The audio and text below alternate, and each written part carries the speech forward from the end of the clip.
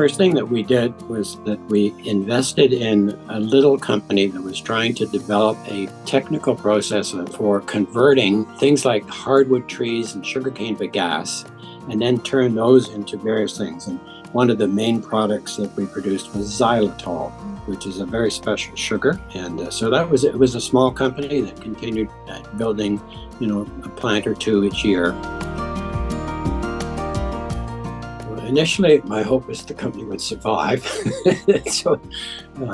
because it was a small company, but we struggled on making a small profit as we went, and it really wasn't until we came upon Sunrich that really the opportunity to create an organic and natural food company became available to us. Yeah, so SunOpta got its name because, we'd expanded beyond the initial company of selling and repurchasing the organic soybeans and then selling them on to a company called Northern Food and Dairy, who made it into soy milk. And then we had purchased a packaging plant that was only half built and finished, and we had now become an integrated soy milk producer from seed right through to packaged product. It was clear at that point in time that the name Steak Technology did not reflect any longer the core business of the company. So we took part of the name of Sunrich, and then the idea of optimizing, nature's bounty. That we sat at a board meeting, and you know how you do. You try all kinds of different names, and SunOpta just really stuck well with us.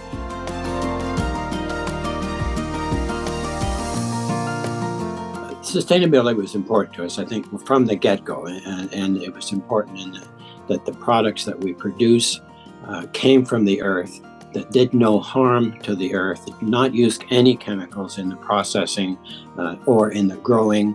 From the get-go, it was clearly a product that was made in the best possible and most sustainable way, and through to our facilities where we did not use chemicals, and there was none used in any processing.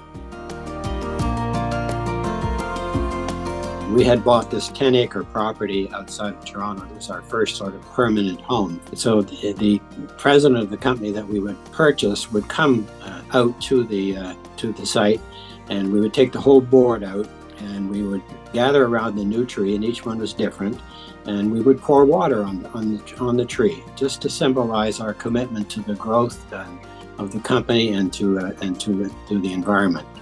And it was a quite emotional scene, as you might imagine. I would say there's a number of things that I've been proud of in SunOpta's history. Being in New York, in Times Square. And at that time, SunOpta became publicly listed on NASDAQ. So we went down there for the opening, and I officially opened the NASDAQ Stock Exchange that day. And all up and down that building, that downtown on Times Square, was the name SunOpta. It was a very important moment, as you might imagine.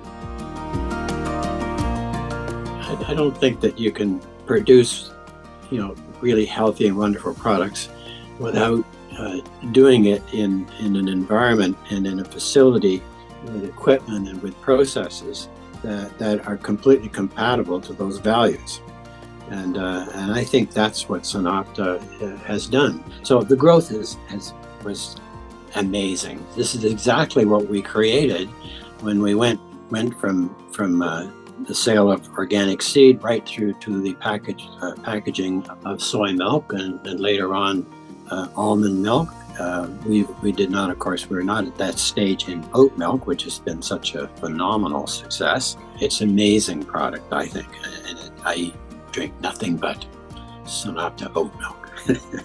I just want to say how proud I am that SunOpta is celebrating its 50th year and is still operating with its core values. I also wish you the best of luck in continuing in the core business, building the core business, and maintaining and staying true to your values, and to sustainability in the next 50 years.